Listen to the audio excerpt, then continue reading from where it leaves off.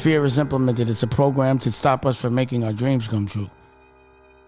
And most of the things we're scared of never happen until you think about it so much that you manifest it. When you're sitting around thinking about shit you're scared of, that means you're not doing nothing about it. Because when you're doing shit, you ain't thinking about the past, you're thinking about what's in front of you. So if you got time to reflect, that's too much time. You should be working. Too much time reflecting is sucker shit to me. That's licking your wounds. I'd rather fight. And that's what I want to be famous for, fighting.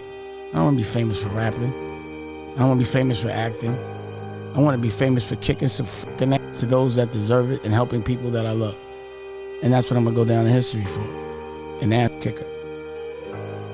Life is a test. Your test is to do the things you don't like. That's what the test is. No one's going to give you anything, and I'm not your father or your mother. What I'm saying is stop complaining. Pull your skirt up. If you're lazy, you're just going to lose, period. You know, if you're so depressed because you're scared and you don't have nothing and you ain't doing nothing to fix it, go get therapy. But don't spread that energy around. You know, I did an experiment last week because I was like, I don't understand how people are depressed. It's so much fun to be healthy. And I was like, there were some things that were bothering me with people that were close to me. And I said, I'm not going to talk about what's bothering me until at least they talk about it. And they didn't talk about it. And I internalized it. And I was sad a little bit every day because of that. And I was like, fuck, this is what depression is. I'm never doing that again. So I dealt with it. I articulated it in a different way. Because the only way to change a scenario is to do it different. You know, the thing about people is they'd be like, oh, why is it always happening this way? Because you fucking do it the same way every day. Right. You react the same way. You move the same. I mean, how do you expect a different result if you're not doing anything different? So I decided to approach it a different way. And I wrote like letters and shit. And then it worked itself out. But at the end of the day, what I know is I'm never going to ever let anything that's bothering me fester. Because that causes sadness, which causes cancer. It's not healthy to be unhappy. In this world, in this universe, in this existence, in any vibration, there's a yin and a yang. There's just as much negative as positive. It's just how you perceive it. Everything has a negative. There's a negative in everything. There's a positive in everything. It's just some people focus only on the negative. That's called fear. You're leading with it.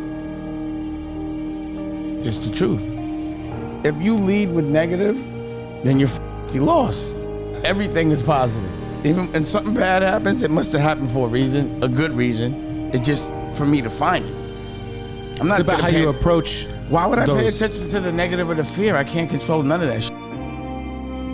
The thing about being uncomfortable, for me, I don't like being uncomfortable. So I do anything I can not to be uncomfortable as quickly as possible. If something's bothering me, immediately I'm trying to figure out any way I can not to be bothered anymore.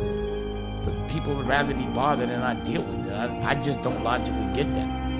It'd be people that have no plan, that aren't doing anything, are the most distracting. Right. They're the ones that speak the loudest because if you're doing something, you don't have time to be worried about somebody else. Right. You don't have time for jealousy if you're doing something. You're too tired doing what you're doing. So if you're sitting around thinking, that means you should be doing some action. So that's your fault. So then the overcompensation comes for blaming somebody else for the reasons why you don't want to move. Like, it's just like, that's why I say I don't have time to be worried. Like, if I feel something's giving me anxiety, I go fix it. Other people thinking they won is a win. But when you don't win and in your heart you don't feel like you won, that the win should be when you have won by your standard, by not someone else's. Because people are generally like insecure and people generally look the other way. They do things that are illogical and they all have their own set of problems. So everyone considers a win different. So why would I consider my win something that makes you happy? I'm gonna consider my win something that makes me and my family and my kids and my girl happy. I don't wanna look like I'm rich to make you happy. I need to be rich. So guys think they're rich because they might have monetary, like temporary money that they could take care of themselves. Right. But that's not rich. Rich is being able to take care of your kids' kids. Being able to make it where your generation or the generation after you doesn't have to go through the same problems as you did. But at the end of the day, it's about, to me, figuring out what exactly your clear dream is. And, you know, I have a process. You know, I work in dimensions. So my first dimension, and dreams don't cost $1. So why dream cheap? I don't want to dream to survive.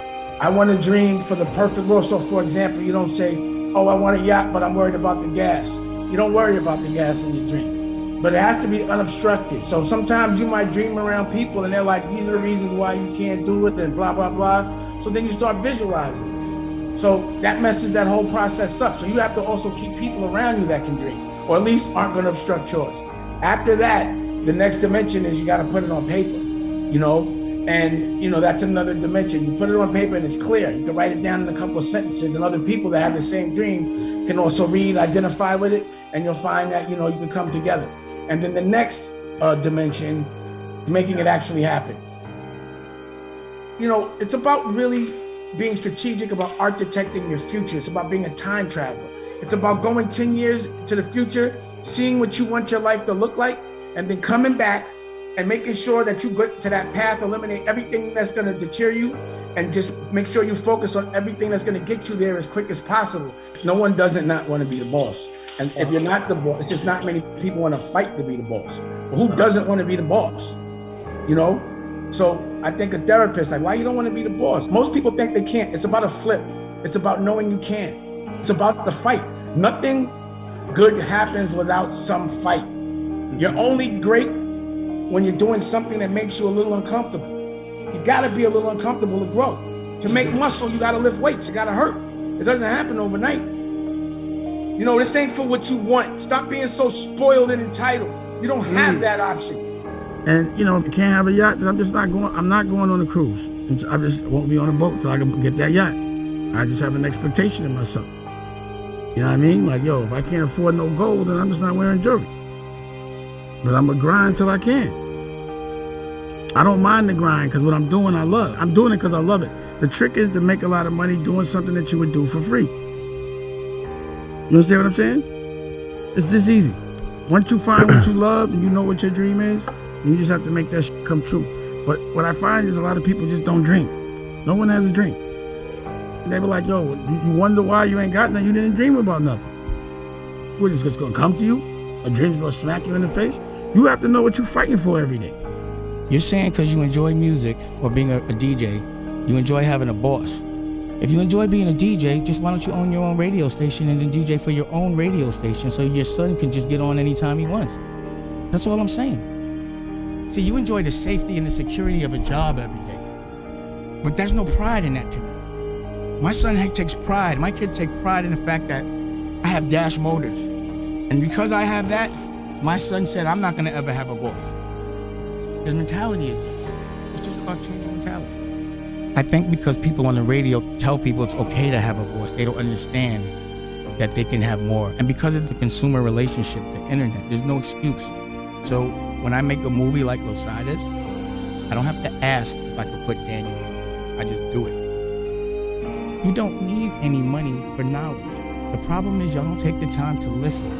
Y'all talk too much about gossip and not about what's it's so easy. It's an internet.